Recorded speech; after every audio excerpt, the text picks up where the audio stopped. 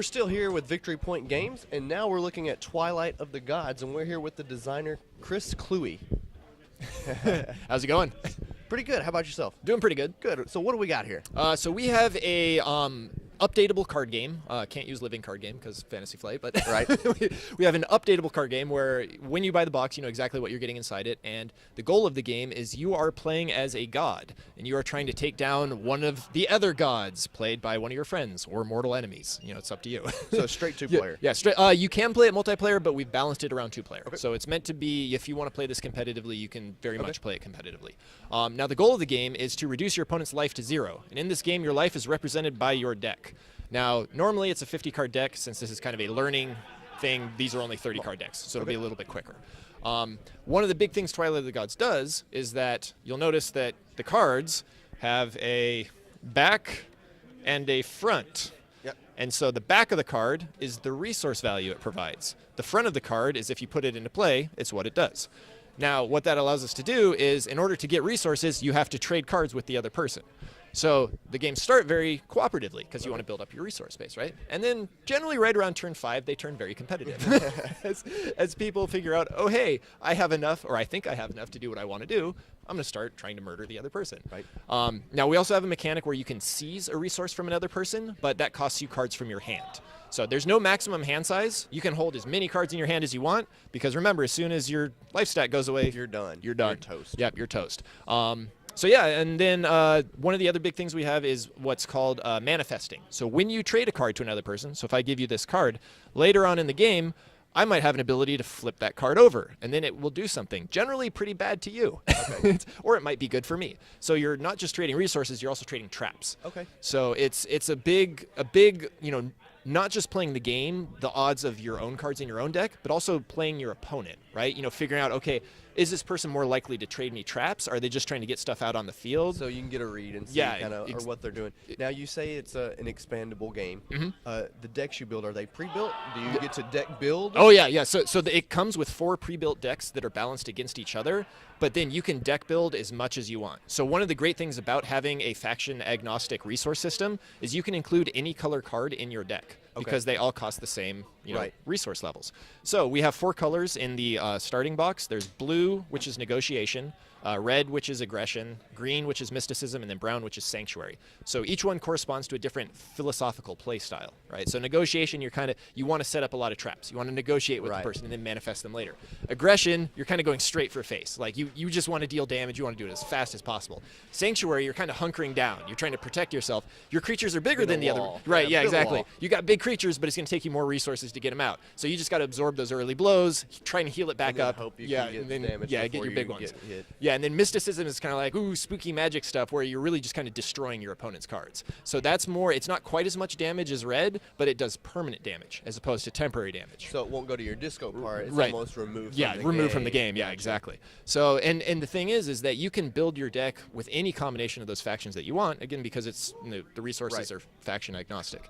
However, there is a benefit to having all of one color because we have what's called a conviction bonus, which when you play a card, it has a conviction bonus on it. If all your cards are the same color as your god, you then also get that conviction bonus. So you can go monocolor or you can go multicolor. The choices, we're all about meaningful player choice. Right. So would you recommend 2 base boxes? Or do you get a full play set for everything, or do you recommend multiple sets for those real competitive players? Because if you're going to play a competitive 2-player game, you want to have everything. If you're competitive, you'll probably need 3, because there are we included some 3-ofs of the cards. So the limit of one specific card in a deck is you can have 3 of them, and then 1 of the epic cards.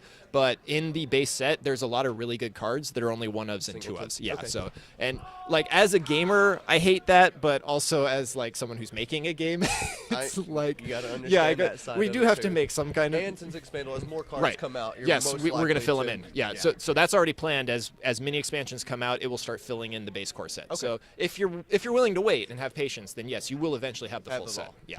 Awesome. That's a good way to do it. Yeah. I figure it's it's like really fair. aesthetic microtransactions, right? You pay for time. So what are these little cards? All right. We didn't talk about these. Yeah, so these little cards, these are mini cards. So a lot of these are summoned by other cards. Okay. So instead of having, so like tokens in Magic, right? So these are actually like little mini cards that go on the field. Yeah. Okay. And that also allows us to put like the abilities on the mini cards themselves. So for example, like this guy can make copies of himself. Okay. So he's just like he can keep pooping out more of them. This one, Loki in Exile. So he's actually a mini card of an epic card. So you reveal him, he's like an actual big tier 3 epic creature, but the mini card is like a copy of it, right? It's like this little duplicate that just popped out. And so the mini cards are easier to kill because one of the other fun things about this game is the sacrifice mechanic, where you can destroy any card in the game if you're willing to sacrifice resources equal to its cost. Okay. So this one costs 2 tier 1 resources. If I sack 2 tier 1 resources, boom, it's gone. And anyone can do that. So if you've ever wanted to play a counter deck without ruining your opponent's day, there you go. There That's you go. How you do yeah, it. Everyone has counters. So how are y'all releasing this? I see it's going to be Kickstarter? Yes, Kickstarter. Yeah, we're planning Kickstarter in late December, I believe, running through January. And then the goal is to have it out by Gen Con of next year. Any cool stretch goals that might be there might be additional gods. There might be some elder gods. We might throw Cthulhu in there. Cthulhu's hot. Like, right? Yeah.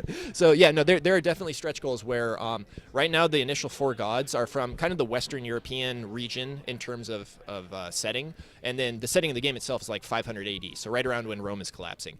But with the stretch goals, we're planning on expanding that region out. So we're going to put in Chinese gods, we're going to put in gods from India, gods from Africa. It's essentially trying to bring in all the pantheons, because one of the things that I want as a designer, I want anyone who plays this game to be able to recognize something. Yeah, and to have a hero, because everyone should be able to associate with a hero in a game. And then each one, like you said, will have its own feel, but because the cards are interchangeable, right, you can make that god play kind of your play style. Exactly. And Yeah. that person. Yeah. So and then the gods themselves also have powers. So it's a once per game ability that you can use, and it won't generally win you the game, but it will make it more favorable for you to win the game. So if you use it at the right time, then you're going to give yourself a boost. But you got to be careful because your opponent has the same thing. Right. And then it also lets us put like cool full card art on the back of that. Awesome.